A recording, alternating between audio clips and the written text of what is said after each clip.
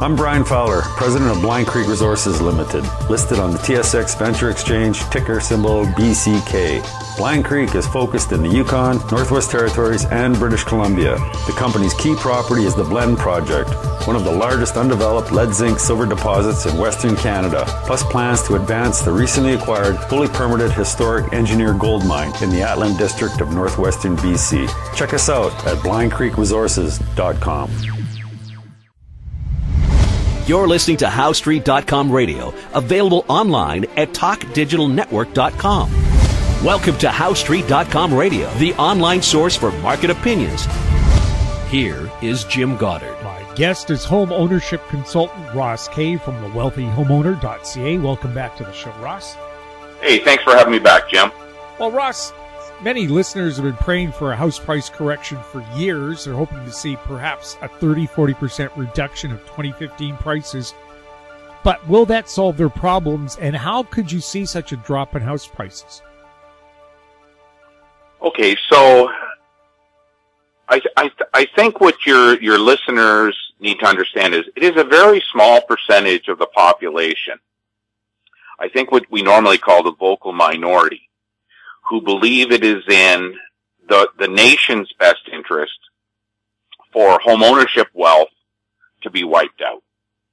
Because when we're talking about a 30 to 25 or 30% house price correction, you are talking about a net wealth devastation in this country that this country has never seen before.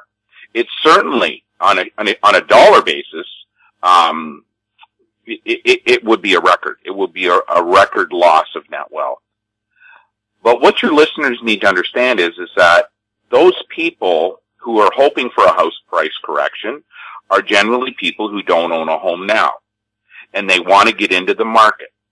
Their dream is that housing prices drop to where they become affordable for their current income levels.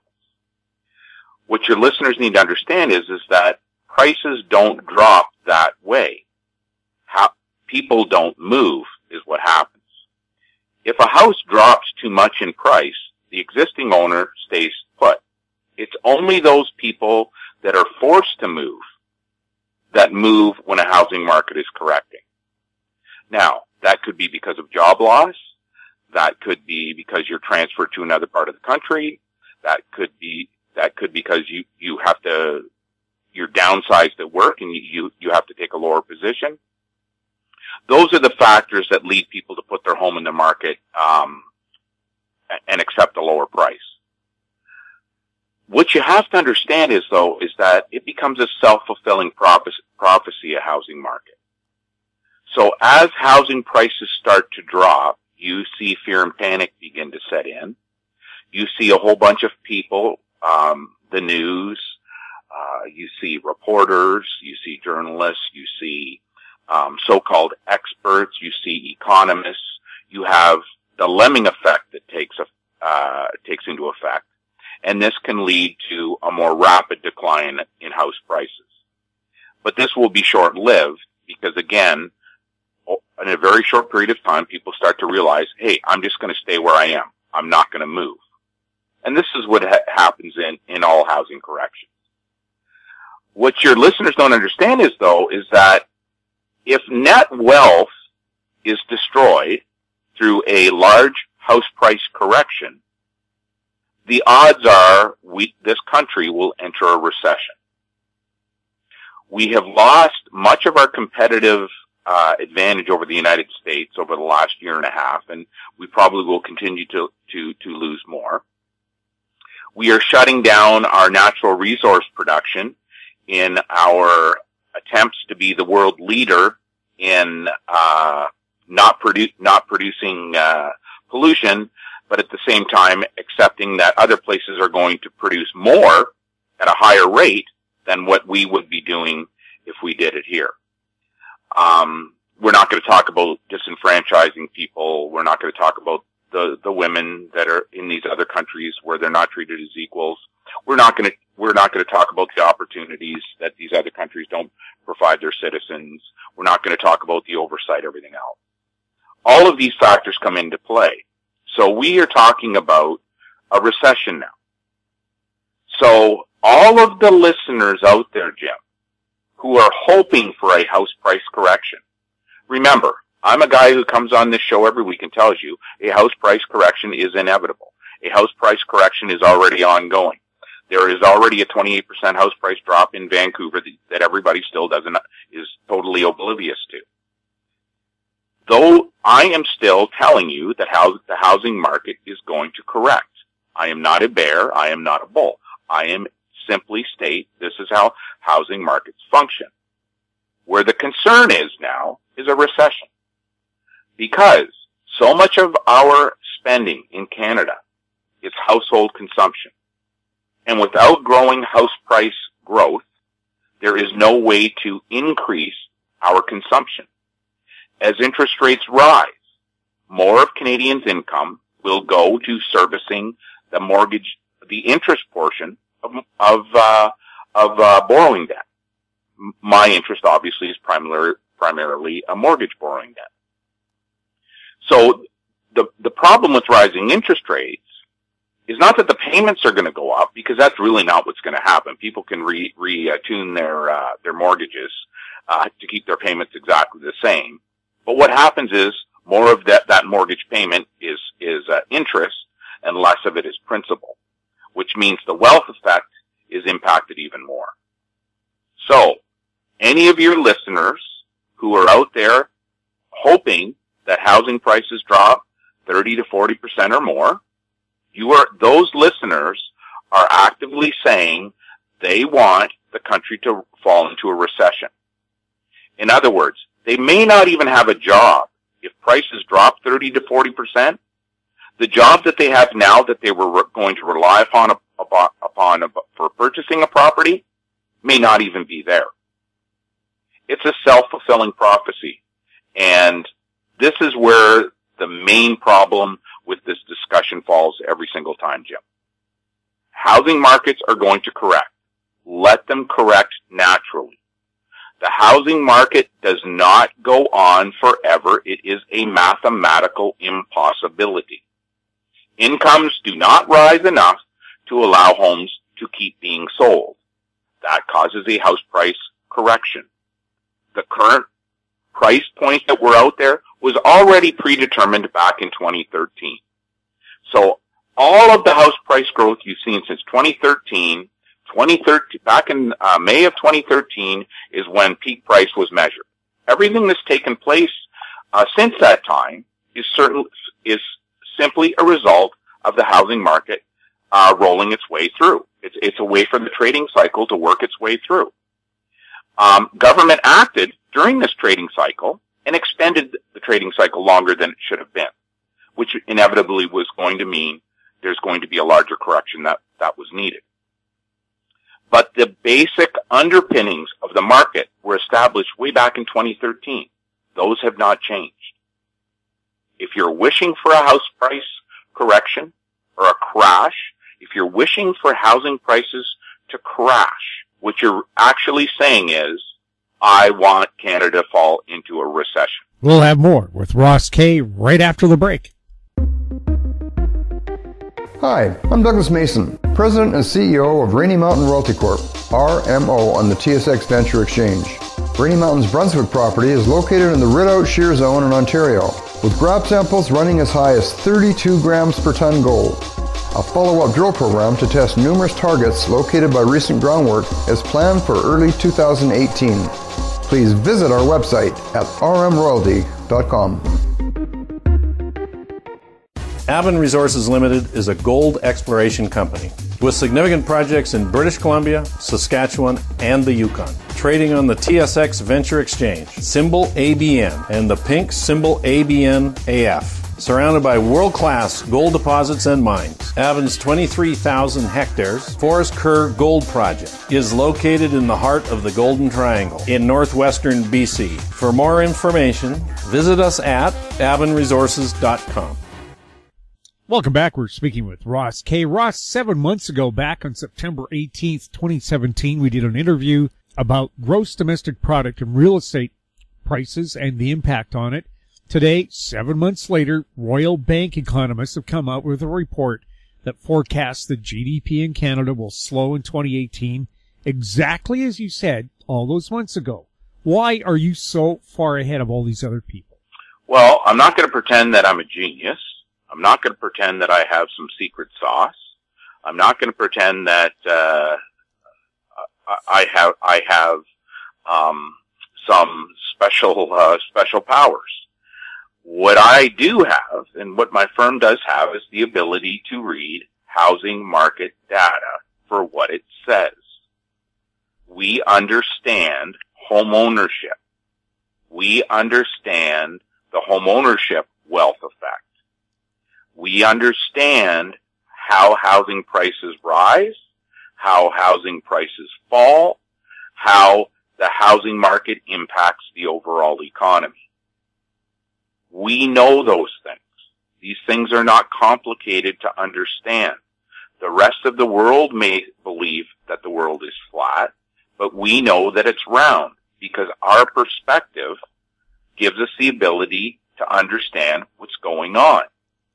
I was at a basketball tournament this weekend, Jim, with one of the young kids teams that I coach. I'm a volunteer basketball coach. And I was sitting there watching this game, and it was a tight game at the end, and I was watching the calls in the basketball game. And of course, my perspective on the calls, or my team players' perspective on those calls, is totally different than the opposing bench's perspective on what the ref was doing. Where I may think it was a great call, no, inevitably the opposing coach is going to think it's a bad call.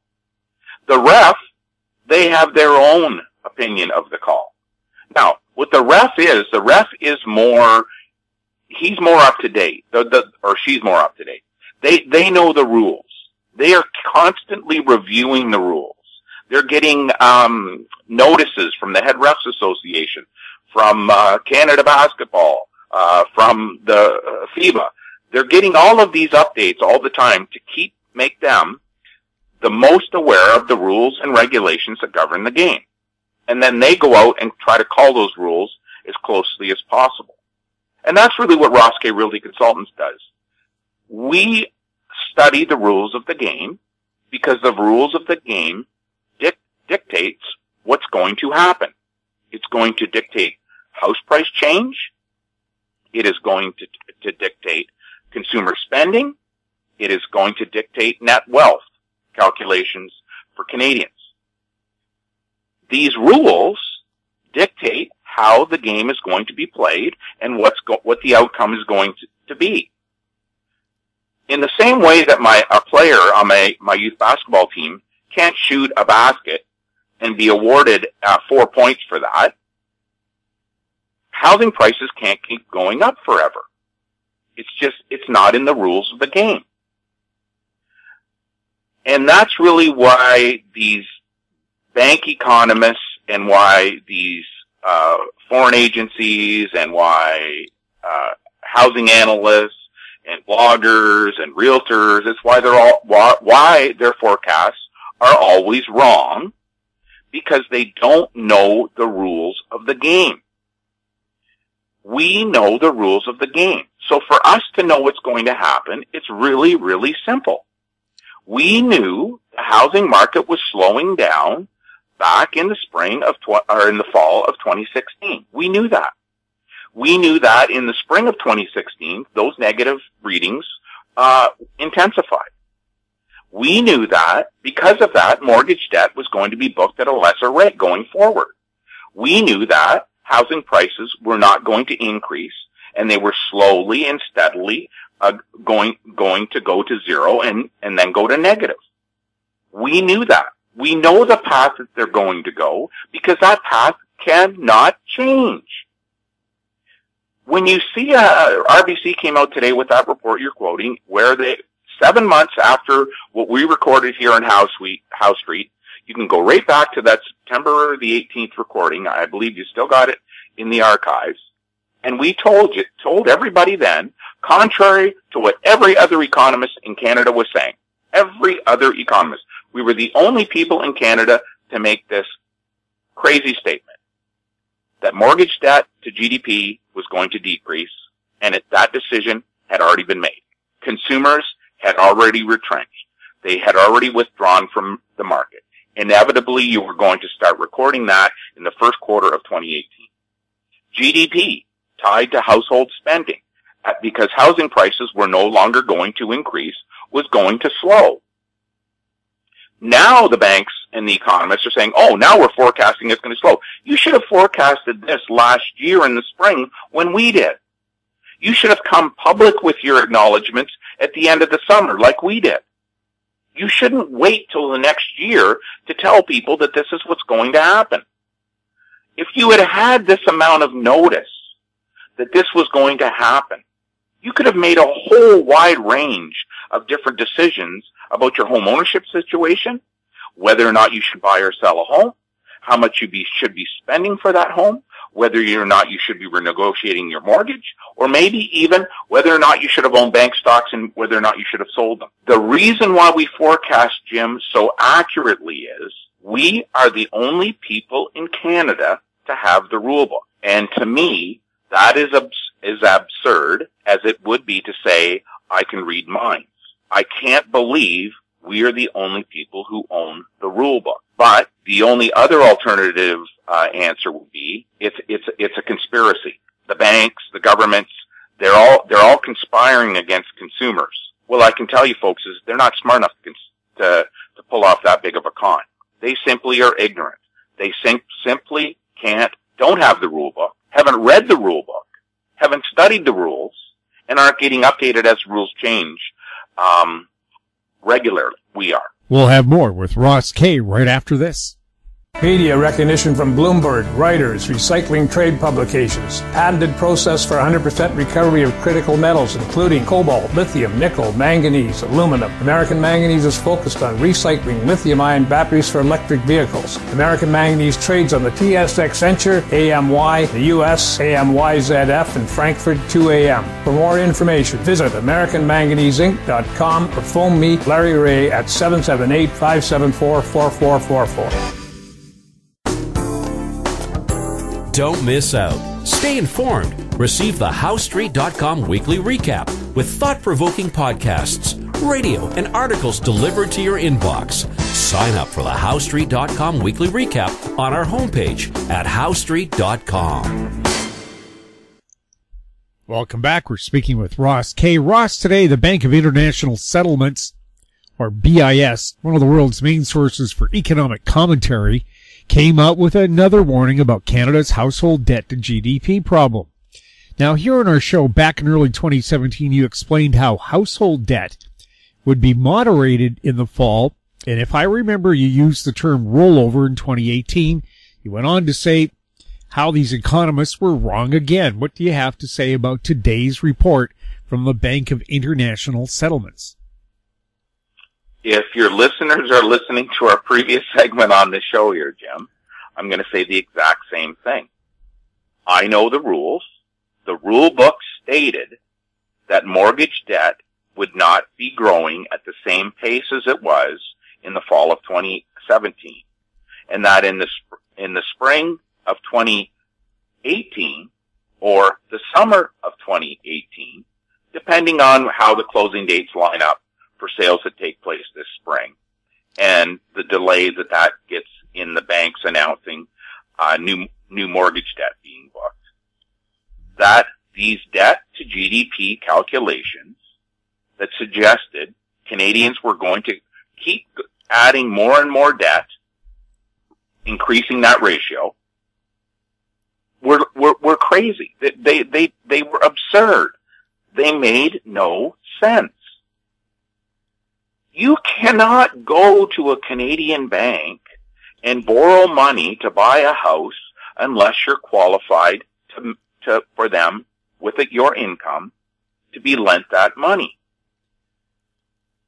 Every single Canadian home buyer is exactly the same.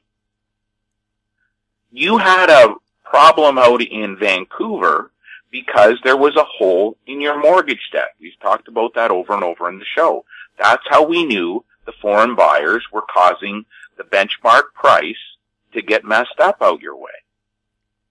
Every place else in Canada, the mortgage debt being booked against the house price change is 100% accounted for. It makes 100% sense. It means that any outside influences on the markets are irrelevant. I'm going to say it's irrelevant in Vancouver because I can tell you exactly why your housing prices have gone up over the last 10 years, to the penny. But it also allowed that false belief that the housing market, Vancouver's housing market, was going to be taken over by foreigners, and there'd be no place for Vancouver citizens to live. Now, you were going to suffer through a little bit of political incompetence right now, but that will not go on forever.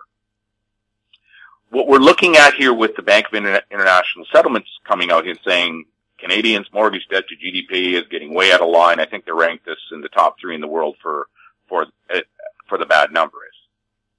They don't understand that mortgage debt from one country to another is not the same. Mortgage debt from Canada to the United States isn't the same. The amount of mortgage payment being made in Canada versus the United States is not the same. Americans have a 30-year fixed rate mortgages. Canadians do not. Americans, that simple 5-year shift, Canadians normally get a 25-year mortgage. The shift between a 25-year and a 30-year means that Canadians are paying off principal quicker.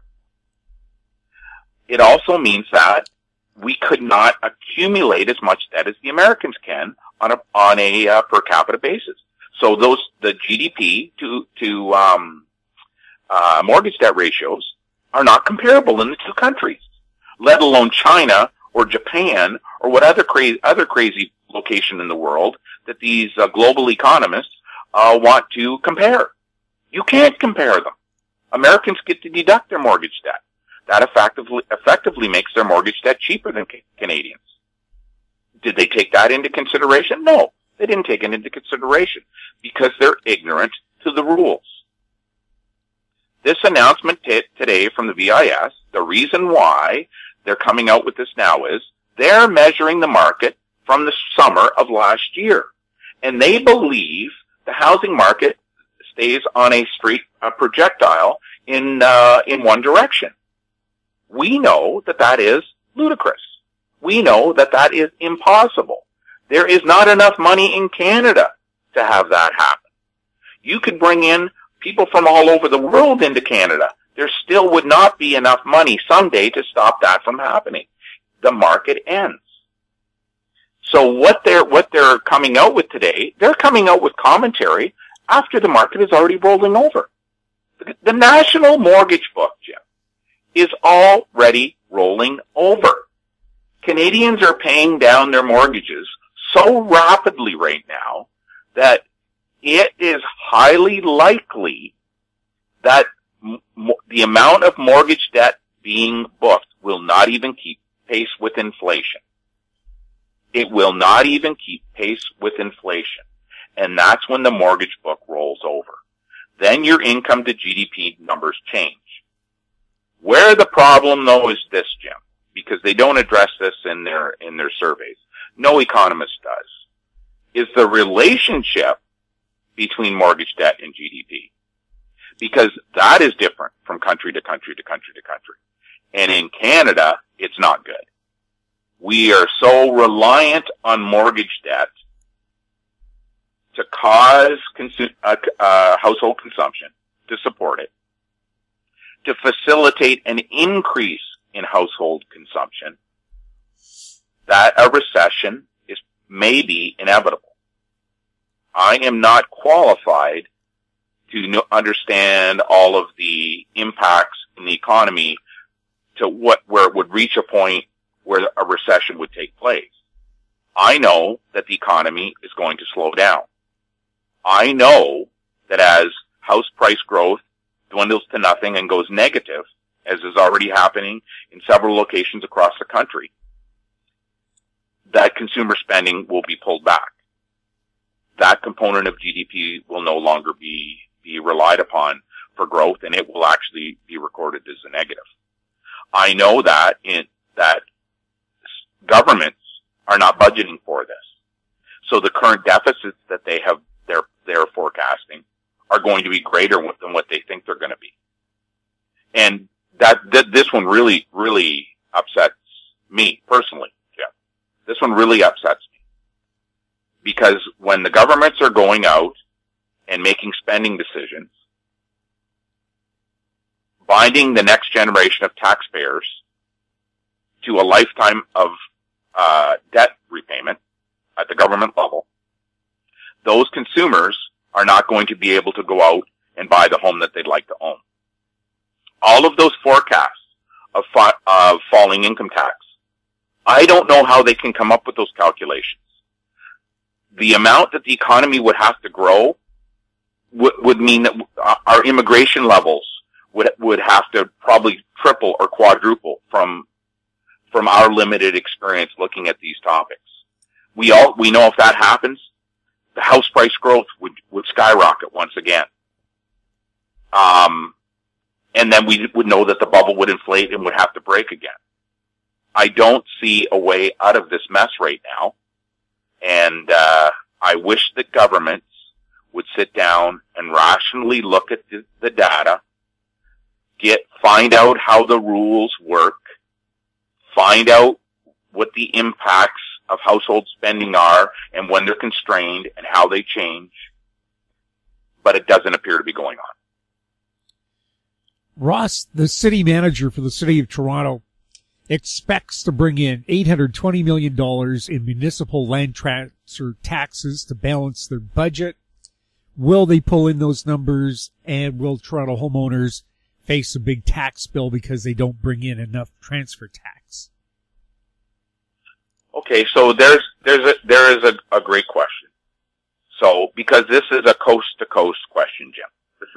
This is a coast to coast issue. In Ontario, the municipal land transfer tax charged by the city of Toronto, they're the only municipality in the province that has the ability to charge municipal land transfer tax on top of the provincial land transfer tax, is reached about $820 million a year. So the city of Toronto's $11 billion a year budget relies $820 million of that $11 billion is municipal land transfer tax.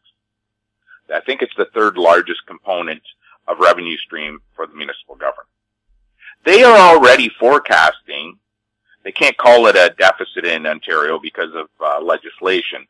They're already forecasting that they're not going to be able to have enough revenue to meet their targets. When you look at all the components that are actually added into a budget that they don't talk about because they have to meet the Ontario's rules about the municipalities not being able to go in debt. Long story short is that they have used a forecast for the next 6 years in the city of Toronto, Jim. The next 6 years with the forecast is a consistent $820 million of municipal land transfer tax each and every year for the next 6 years. Now, knowing the rules of real estate, you understand that no 2 years are ever the same in municipal land transfer tax. It is impossible for municipal land transfer tax to not change dramatically from year to year. And if the housing market, per se, cools by 30%, even if house prices did not change, but 30% fewer homes sold, then that municipal land transfer tax decreases by about 22%. It's not a one-for-one comparison. A 30% drop in the market, number of sales equals a 30% drop because of the way the tax is calculated. But long story short, it's about a 22% drop on a 30% decline in sales. They don't build that in. So I'm sitting here, 22% drop on $820 million of revenue for the bank. That is a huge amount of money. That's huge. So It just means that their deficit is actually bigger than what they're saying it is. And they're trying to balance their budgets using municipal land transfer tax that is not going to be there.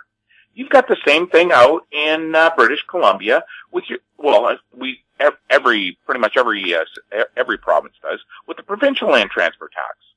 The provinces are relying on these taxes and they're including it in their budget items, but they don't build in what a real housing market correction could do. In Ontario, the parliamentary or the fellow who oversees the Ontario budget, who has to come out with a worst case scenario, a low, high, a medium rate of risk. When I look at their numbers, they were actually saying back in 2016 that 2017 was going to be a 4% house price increase. Now, if you listen to our shows here in Howe Street in 2016, I would have told you that that's impossible. That there's no way that Ontario was going to end with purchase prices less than 10% more at the end of 2017. It's just impossible. So there was a 6% error, 6 full percent of error in their calculation. Now, the calculations going into this year are even worse because they were assuming the market was going to stay level, which is impossible. It's right now, it's collapsing. We'll see what happens over the next couple of months, how bad it gets. And it'll depend pretty much on how the journalists handle this. They've allowed the shows and hucksters that are organized real estate, the real estate franchise brands, the banks, and the Mortgage Brokers Association to all go out there and mislead the public for the last decade. We're going to see if they're going to help with a cover-up mode here. Remember, this is all happening in ignorance, not because it's a conspiracy. But I can tell you, Jim, that right now, Toronto itself, they're already looking at 30% less homes being sold this year. But the house price gain is also going to be worse than what that auditor came up with. So their high number of risk was not even 50% of what the housing market rules told them they should have accounted for. And when I'm saying 50% on their high rating, Jim, that means the market not getting any worse, just continuing on its path downward. What happens if people can't afford to go out and buy a house because we have jobs that are being lost? I want to end this conversation this way, Jim. Because of our network, because of the number of people's lives that we touch, we are lucky. We can go out and do surveys into the public, and we can get literally thousands of responses back. And I want your listeners to think about this if they happen to be going out in a mall over the next couple of weeks. This is March break that's ongoing here in Ontario right now. Consumer spending is already dropping off. We have people working in retail jobs, managers, assistant managers, whatever the case is, who participate in our surveys, who have told us they have not seen it this slow in 10 years. Now, these are not anecdotal comments. These are the people who are looking at the data because their performance bonuses are based on them. They are telling us that their sales have never been what they have been in January and February. They had a good December, but January and February have fallen off the mat in historical comparison.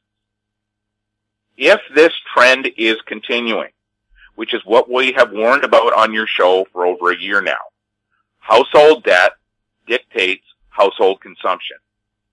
If our forecasts are true, and this now is really being recorded in retail sales, we have a major problem in this country. It is a major problem. And there is nobody out there today talking about recession or talking about how we can delay it or how we can mitigate it. There is no discussion out there about it right now. The reason there's no discussion, Jim, is they're ignorant to the housing market, home ownership wealth, household consumption as a result of the home ownership wealth effect. That's why the ignorance is out there. That's why you're not hearing any warnings. That's not why you're hearing responsible budgets being laid down. That's why you see a level $820 million in the city of Toronto for the next 6 years being outlined. They're ignorant to how the housing market functions. What they want to be true will not be true. The housing market runs like the housing market always does. Your listeners need to make sure that they're protecting themselves from how the housing market functions. Your listeners need to be proactive in their home buying, owning, and selling experiences. It is not complicated, but it is something that you need to deal with. And if you don't, you are going to get consequences you are not prepared for. Ross, thank you so much for chatting with us. And thanks for having me on, Jim. My guest has been home ownership consultant Ross Kay from thewealthyhomeowner.ca. If you have any questions for Ross, you can send them to info@housestreet.com. I'm Jim Goddard. Thanks for listening. Comments made on HowStreet.com radio are an expression of opinion only and should not be construed in any matter whatsoever as recommendations to buy or sell any financial instrument at any time. Available online at TalkDigitalNetwork.com. HowStreet.com radio is a production of HowStreet Media Incorporated.